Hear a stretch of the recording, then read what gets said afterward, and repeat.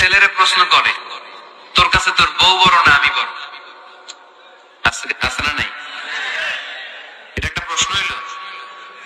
তোর বউ বড় না আমি বড়? দুইজনেই বড়। এক ছেলে সুন্দর উত্তর দিছে, আমার কাছে ভালো লাগছে উত্তরটা শুনে। এক মা প্রশ্ন করছে, তোর এতদিন আমি লালন পালন করে বড় করলাম, জীবন যৌবন তোর জন্য শেষ করলাম, আজকে বউ পাইয়া বউ তোর আপন হয়ে গেল। এবার ছেলে উত্তর দিছে, মা আমার মুখ থেকে মা ডাক শোনার জন্য তুমি কি কষ্টটাই না করছো জীবনে। 10 মাস আমার পেটে ধারণ করলা, খাইতে পারো নাই, বমি করছো, খালি ওষুধ খাইছো, তোমার পেট কেটে আমারে বের করা হয়েছে, 2 বছর আমারে দুধ খাওয়াইছো, পেশাব পায়খানা পরিষ্কার করলে, বয়স যখন 3-4 তখন তোমার আমি মা ডাকছি। এই মা ডাকটা শোনার জন্য তুমি এত কষ্ট করছো। আর আরেকবারের মাইয়া এই ঘরে আইসাই তোমার মা ডাকা শুরু করছে। যেই মেয়েটা তোমারে মা ডাকে সে আমার আপন হবে না কেন মা?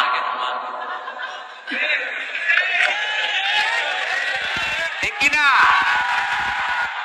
এই মা ডাক শোনার জন্য তুমি এত কষ্ট করলা, আমার লালন পালন করলা, 10 মাস পেটে ধরলা, পেশাব পায়খানা পরিষ্কার করলা, এরপরে মা ডাক শুনতে পারছে। আর আরেকবারের মেয়ে জানা নাই চিনা নাই এসেই তোমার ডাকা শুরু করছে মা।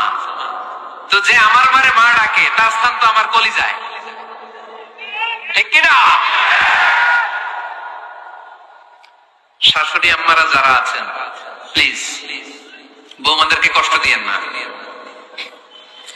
অনেক শাশুড়ি আছে পান থেকে চুন খসলে রেগে যায়, পদে পদে স্ত্রীর ভুল ধরে, বউয়ের ভুল ধরে, আছে না নাই? এটা করবেন না, সে তো নতুন, আপনার অনেক এক্সপিরিয়েন্স হতে তার সময় লাগবে, তাকে সময় দিন, তাকে ভালোবাসুন, ঠিক কিনা? না বুঝে সামান্যতে বৌমারে বদদোয়া দেয়, এরকম আছে না নাই? কিন্তু বুঝতে চায় না বৌমারে যদি বদদোয়া দেয় তাহলে তার নিজ ছেলের পরিবারের ক্ষতি, পেটে ধরা যে ছেলে, ছেলের পরিবারের কিন্তু ক্ষতি, তার আপন নাতি নাতনিদেরই ক্ষতি। আওয়াজ করে বলেন ঠিক কিনা?